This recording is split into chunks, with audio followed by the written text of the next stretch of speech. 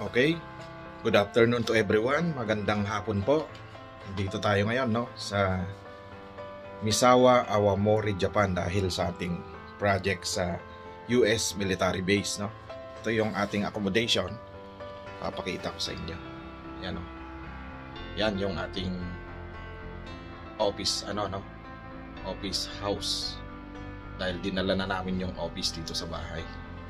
Pero ang trabaho natin doon sa US base sa loob ng kampo. Yan.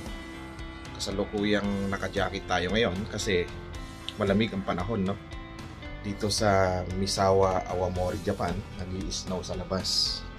Mamaya ipapakita ko sa inyo yung snow. Sa ngayon, papakita muna natin itong loob ng bahay. Yan yung ating mga table Yan, kulitan natin. Yan yung office house natin. Yan, meron tayong heater kasi sobrang lamig ng panahon Yan, marami tayong mga nakatambak na staff na ginagamit sa site. Yan yung aking office table, office house table pala Yan yung mini office namin. Tapos ito naman yung ating di bali Japanese house type po ito.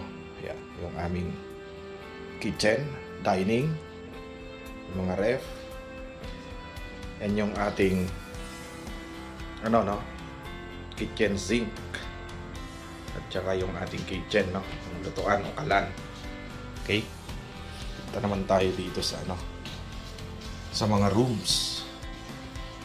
Ito yung room ng Japanese di bali sliding siya. Pag sinara, slide mo lang ganon. Ito maraming kalat. Aking kwarto mayroong pusa. Yan si Kongkan. Yan yung ating may banig yan yung mga Japanese type house Yan. Yan, maraming kalat Di natin halos magawang makapagtrabaho ng na ayusin ng ating kwarto kasi sobrang busy.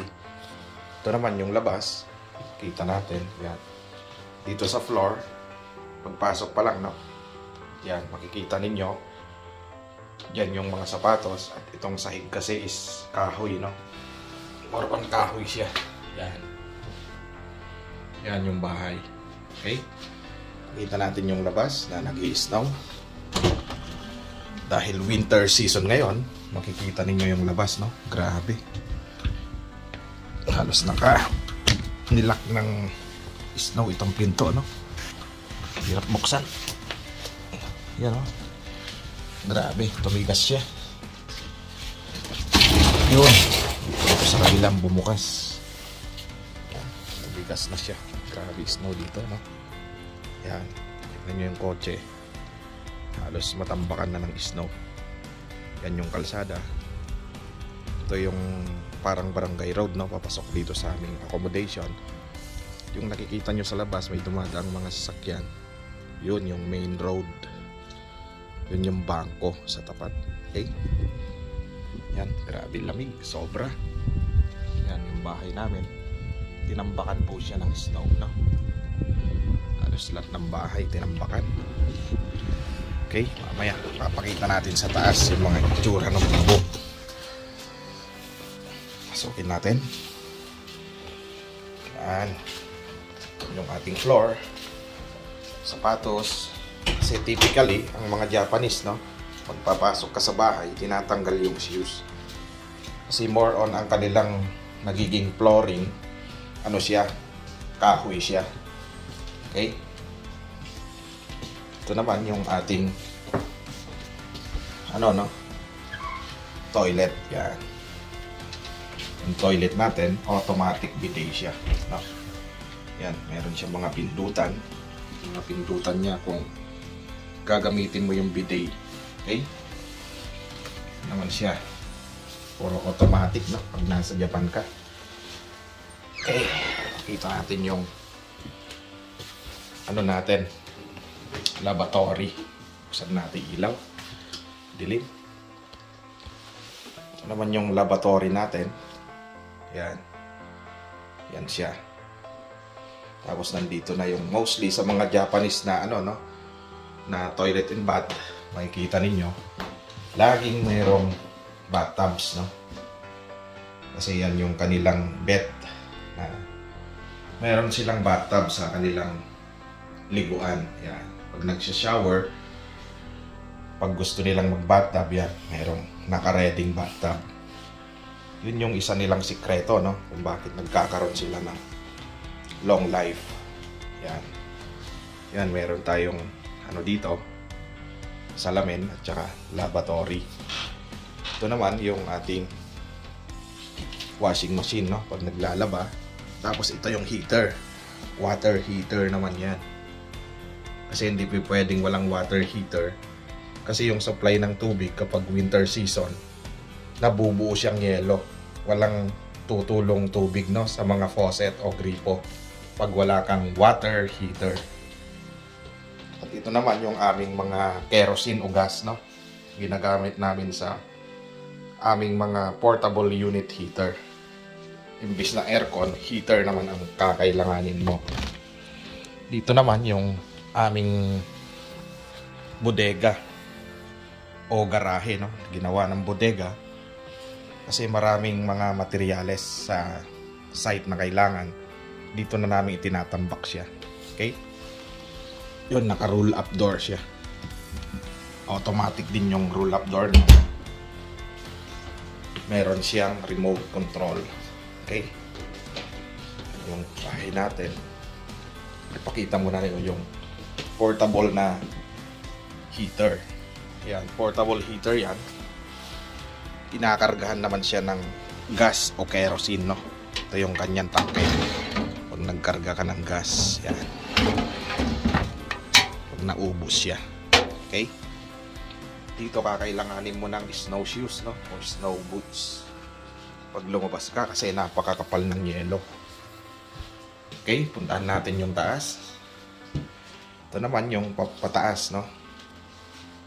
Yan, yung mga kwarto sa taas. Paakyat siya. Kasi mayroon tong second floor, no? Pakita natin. Makikita ninyo, no? Yung mga bubong. Talagang tinambakan ng yelo. Parang naging na yung bahay, no? Yung cooler na pinuno mo ng yelo, pero nasa labas lang yung yelo. Yan, kwarto ng ating isang kasama sa hanap buhay. Yan din, no? Makikita ninyo dito. Grabe. Ito, mayroon siyang balcony. Makikita ninyo kung paano tinambakan yung buong Misawa, no? Awamori, Japan, ng snow. Napakalamig. Pasukin natin isang kwarto. Yan, halos mapapansin nyo na yung mga sahig, no? Puro kahoy. At dito sa Awamori, malimit ding lumindol, no? Yan, sliding din yung pinto natin. Isang kwarto rin to ng kasama natin sa hanap buhay. Mapapansin nyo yung sahig niya. Nakabanig, no? O yung tinatawag na tatame sa Japan, no? Yan, meron siyang working table din dito. Yan. Ito yung kanyang bintana. At meron din siyang portable heater, no? Saan natin ilaw?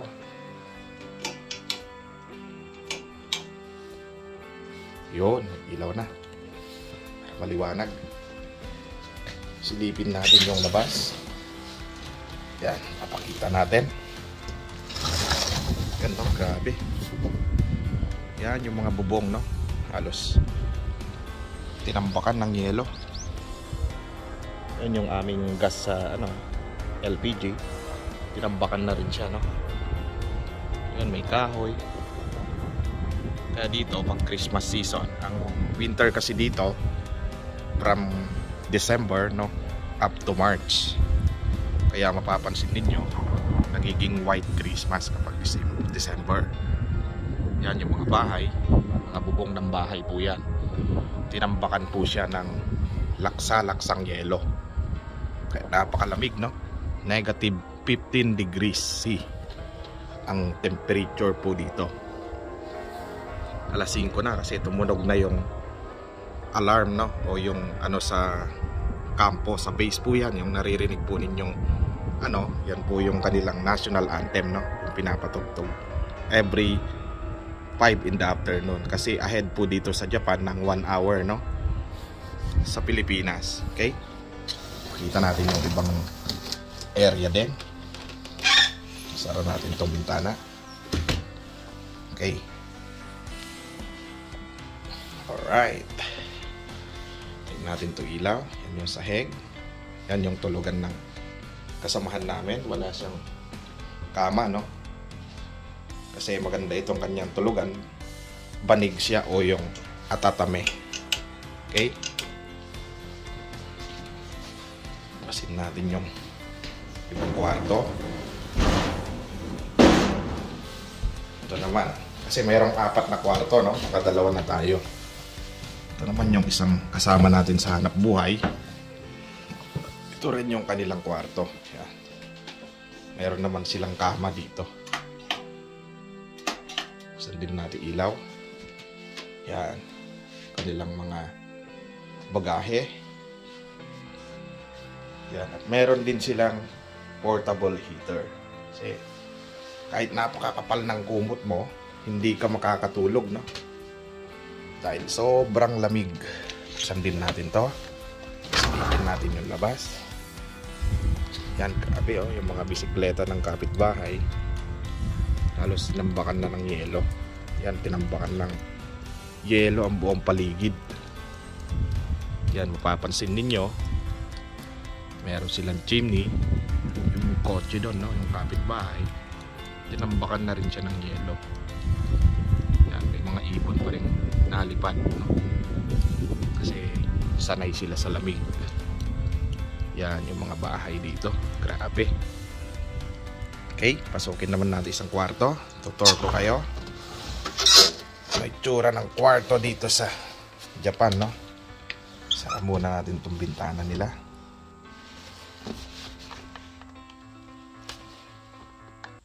Yan.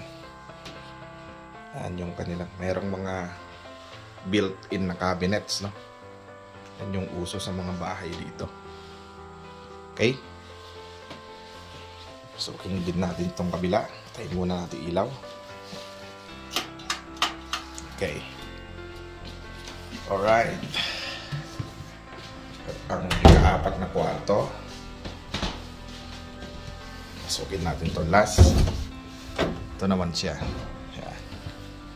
Meron din siyang upuan dito kasi minsan nagtatrabaho yung mga kasama natin kahit na gabi. Ayan. Yan, mapapansin ninyo, meron ding electric portable heater, no? Naka-on siya ngayon. Iniwan niyang naka-on para hindi lumamig yung kanyang kwarto. At meron din siyang gas heater, no? O kerosene portable heater. Yung kanyang mga damit. Yan. Yan yung kanyang higaan din. Mapapansin ninyo, maganda itong location niya kasi naka L-type, no? Yung kanyang bintana. Okay, nandin natin yung labas.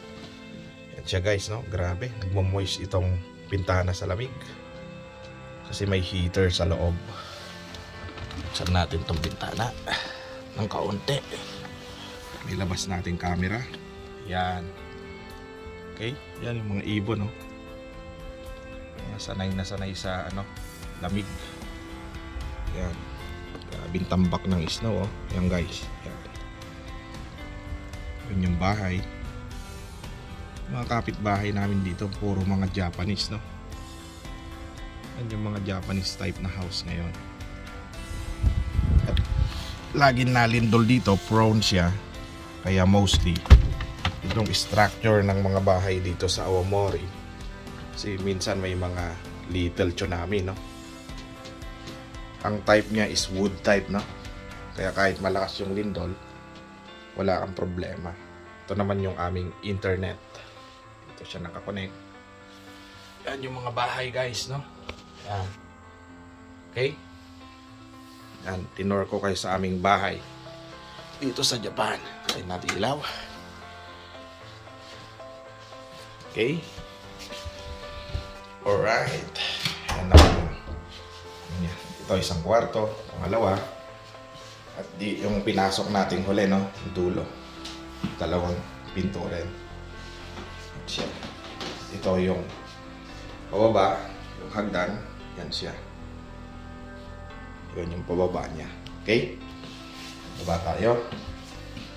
Yan, tinambakan ng snow yung ano natin, mga bubong saka mga paligid, no? Walang makakaligtas, lahat lalamigin.